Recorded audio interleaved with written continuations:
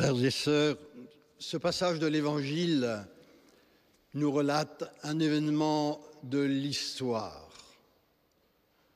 de l'humanité, ce moment où l'histoire des hommes se trouve comme bouleversée. Un enfant est né, un fils nous est donné. Quelle merveille que cette solennité de la Nativité. Oui, c'était il y a plus de 2000 ans. Et pourtant, malgré l'ampleur de cet événement, on oublie si vite, trop vite. Oui, l'enfant Jésus était oublié dans le cœur de beaucoup. Les siècles passent et nous arrivons à cette période de l'histoire. Il y a de cela 8 siècles. Que se passe-t-il donc? Voilà qu'un homme, au visage buriné, mais rayonnant, habité par Dieu, se rend en Terre Sainte, à Bethléem, parce qu'il veut voir ce lieu où Dieu s'est fait tellement humble. Cet homme, oui, qui va aller à ce lieu de la Nativité, comme tant de pèlerins y sont allés depuis. Lorsque nous allons à cette basilique de la Nativité, on y entre aujourd'hui par la porte de l'humilité, une petite ouverture de 78 cm de large, 1,30 m de hauteur. Il faut se ployer, il faut se courber, et il faut ensuite descendre par la grotte de la Nativité qui est située sous la basilique pour voir l'endroit exact où Jésus, le Christ, est né. Un endroit symbolisé par une étoile d'argent à 14 branches. Aujourd'hui, 14 branches qui, dit-on, représentent ces fameuses 3 séries de générations. 14 générations, nous l'avons entendu dans le passage de l'évangile de Matthieu, juste avant cette messe. 14. Et aussi 14 stations du chemin de croix. Cette étoile est au milieu de laquelle on voit le rocher qu'on peut embrasser, et avec cette inscription sur cette étoile, « Hic de Virgine Maria Jesus Christus natus est ». Ici naquit Jésus-Christ de la Vierge Marie. Quand on est allé se prosterner, embrasser ce lieu, on n'oublie pas. On ne peut plus oublier. Cet homme que j'évoque, il y a de cela 800 ans, alors que le site était bien différent, n'a pas oublié. Il a été bouleversé. Cet homme, nous le connaissons bien, Saint François d'Assise.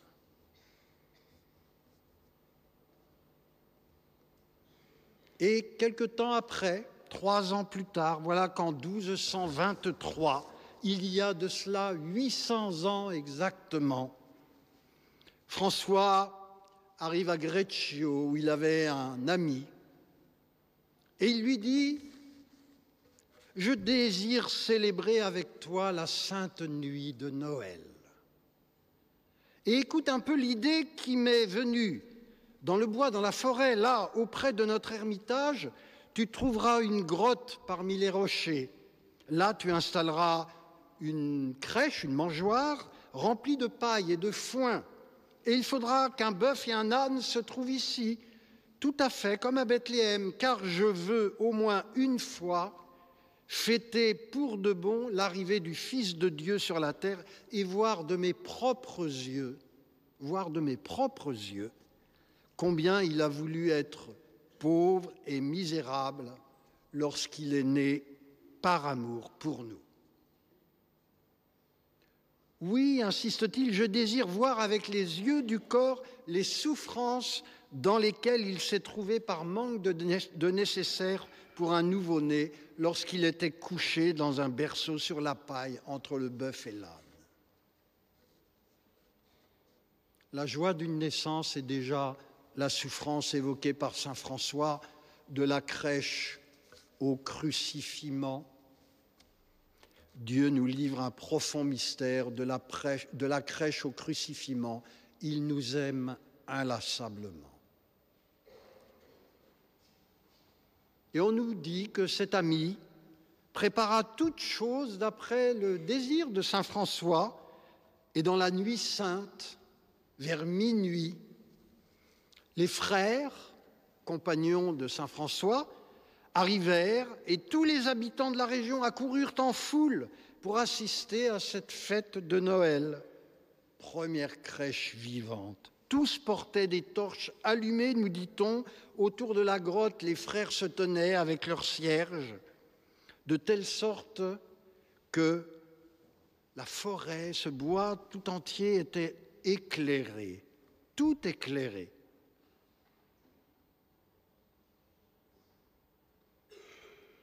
Tout éclairé, comme un grand sapin illuminé. Et l'année suivante, on nous dit que les habitants de Greccio, qui avaient raconté avec tant d'admiration ce qui s'était vécu l'année précédente, eh bien, firent des crèches, et les crèches se répandirent. Ainsi, la tradition était lancée. Et le lien est vite à faire avec la vigile pascale, où le Christ, lumière, dans la nuit, voit nos cierges s'allumer les uns les autres, se transmettre de main en main pour, dans la nuit, rendre finalement les églises lumineuses, radieuses. Tout part de cette naissance cachée, il y a de cela plus de 2000 ans, à Bethléem. Mais l'enfant Jésus était oublié dans les cœurs de beaucoup et, nous dit-on, François le ressuscita. François le ressuscita. Oui. Ce n'était pas seulement des crèches qui se répandaient, mais on sait qu'à la mort de saint François, il y avait entre 3 et 5 000 frères mineurs, de ceux qui avaient tout quitté pour suivre cet exemple, ce saint, et plus profondément, suivre Dieu, cet homme, le Christ, sauveur du monde. La lumière était venue et elle se transmettait. Oui, François ressuscita cet enfant Jésus. Aujourd'hui encore, on peut dire qu'il y a presque la moitié des Français qui mettent encore une crèche à la maison. J'ai vu cette statistique, 43%, dit-on, des Français qui mettent encore une crèche à la maison. C'est pas rien. C'est pas rien. Quand on va dans certains pays, j'ai souvenir de mes années passées en Afrique, c'était prodigieux. Dans les rues, à l'extérieur, c'est des maisons, c'est pas des immeubles pour la plupart du temps. Et puis devant les maisons des chrétiens, à l'extérieur, carrément dans la rue, là, tout le monde pouvait voir. Eh bien, on mettait les crèches. C'était visible de partout.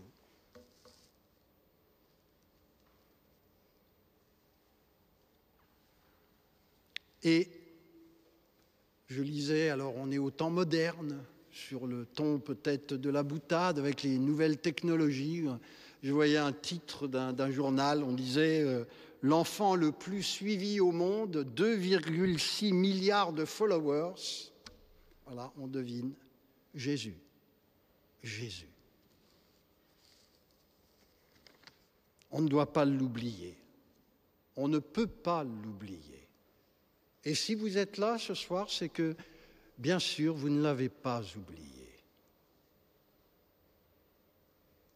Tout part, voilà, d'un événement d'il y a plus de 2000 ans, et puis il y a 800 ans, un saint, embrasé, lumineux, radieux, habité par Jésus, et puis voilà, nous sommes là aujourd'hui.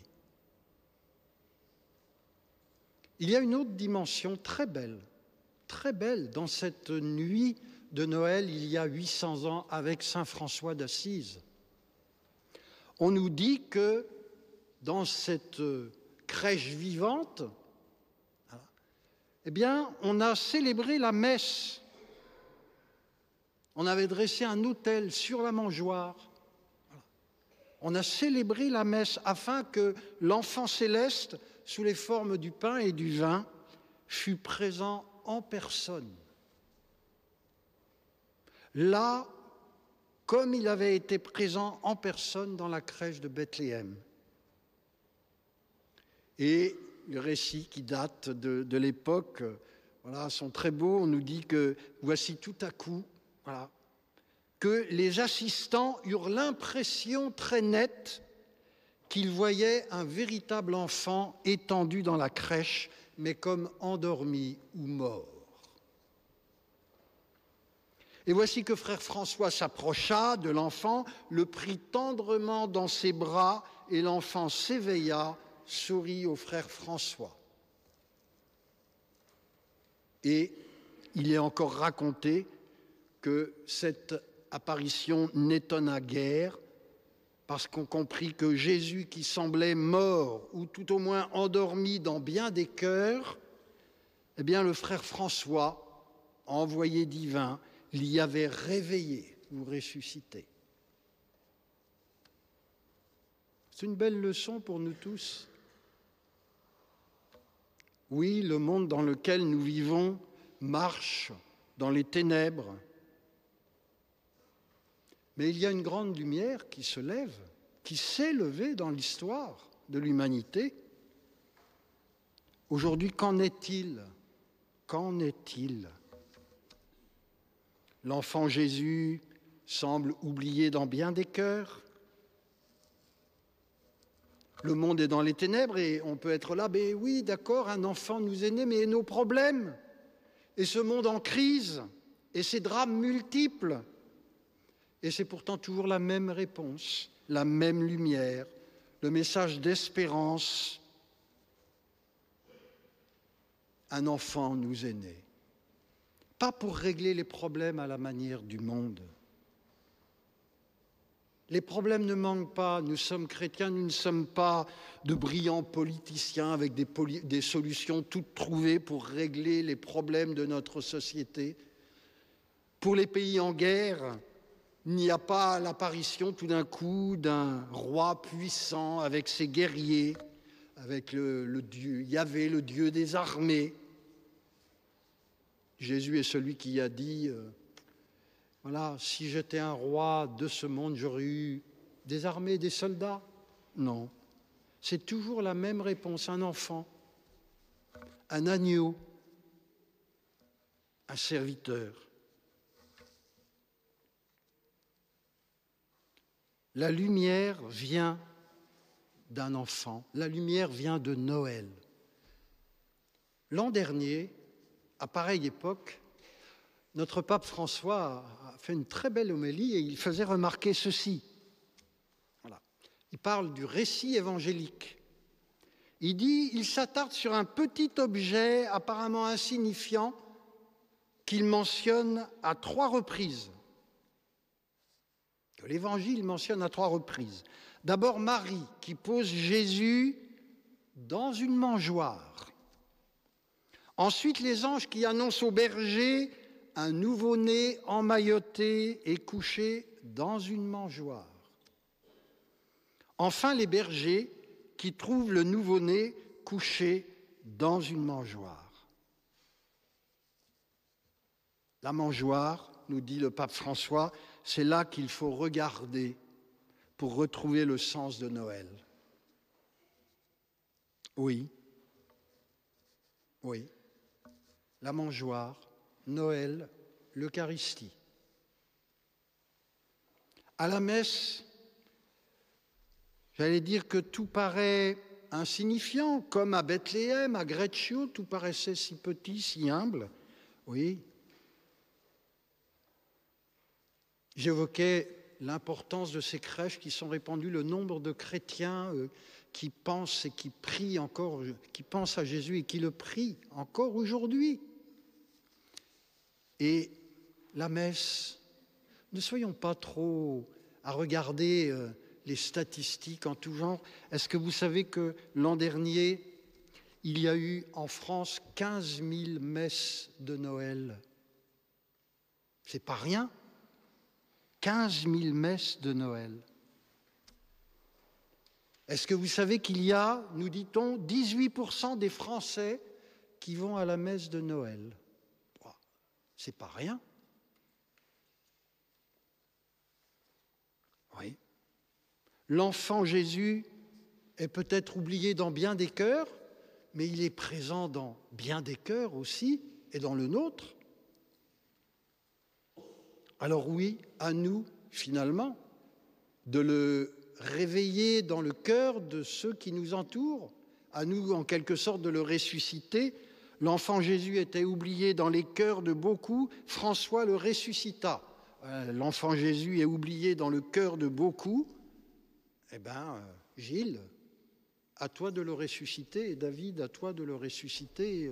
Chacun est appelé à réveiller, à ressusciter Jésus dans les cœurs. À la fin de la messe, il y a l'envoi. Voilà. Aller dans la paix du Christ. Et puis il y en a d'autres qu'on n'a pas pris l'habitude encore de dire, d'autres formules d'envoi. Allez porter l'évangile du Seigneur. Allez en paix, glorifiez le Seigneur par votre vie. Vous vous rendez compte si on fait ça? Si on fait ça, ça va être prodigieux. Si on était un peu plus lumineux, si on était un peu plus radieux, si on était un peu plus débordant de l'amour de Dieu, vous imaginez un petit peu? Demandons cette grâce à l'occasion de Noël. Oui, notre message, ce n'est pas celui de la gloire des hommes, c'est celui de Noël. Un enfant nous est né, un enfant, l'enfant Dieu. Et cet enfant Dieu, eh bien, il vient en chaque messe, il se rend présent réellement. Un peu de pain, un peu de vin, c'est le mystère de l'Eucharistie. Et c'est Noël. C'est Noël. Il y a ce très beau chant que j'aime beaucoup, voilà, qui certains connaissent, « Regardez l'humilité de Dieu ». Regardez l'humilité de Dieu, admirable grandeur, étonnante bonté du Maître de l'univers qui s'humilie pour nous au point de se cacher dans une petite hostie de pain. Regardez l'humilité de Dieu. C'est un chant magnifique, porteur d'une si belle, si grande vérité. Regardons cette humilité et faisons en sorte, bien que notre amour soit revivifié et que nous soyons véritablement pour tous ceux qui nous entourent, tous nos proches, de ceux qui rayonnent au point de réveiller Jésus, de ressusciter Jésus.